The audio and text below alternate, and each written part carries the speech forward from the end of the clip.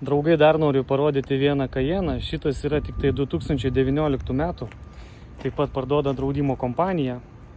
Jo aukcionas bus kitą antradienį, 20 dieną.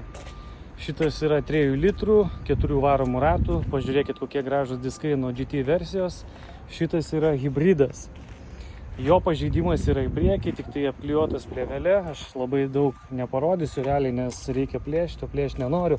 Tai jūs daugiau turbūt galėtumėt pamatyti nuotraukose. Aš jums realiai parodysiu daugiau, kaip jis atrodo iš išorės ir iš vidaus. Su projekcija, aklo zonos, pilka spalva, išorė labai graži, 68 000 mylių.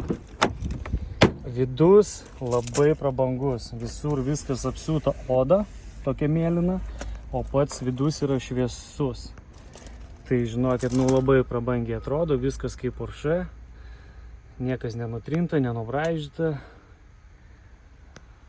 Stogas juodas, su didelio panorama.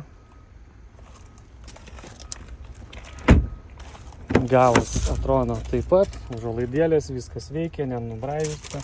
Bose aparatūra, yra pašovęs patronas, tai negaliu užvesti.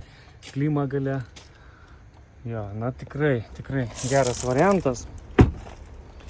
Išmetimas dvigubas gale, kablys, jeigu kokiai valtį tempti ar vandens motociklui.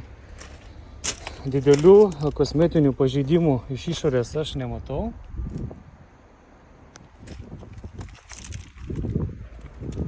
Kaip ir minėjau, jos aukcionas bus kitą antradienį. Tai jeigu yra norinčių, susidomėjusių, parašykit ir galėsim pastatyti.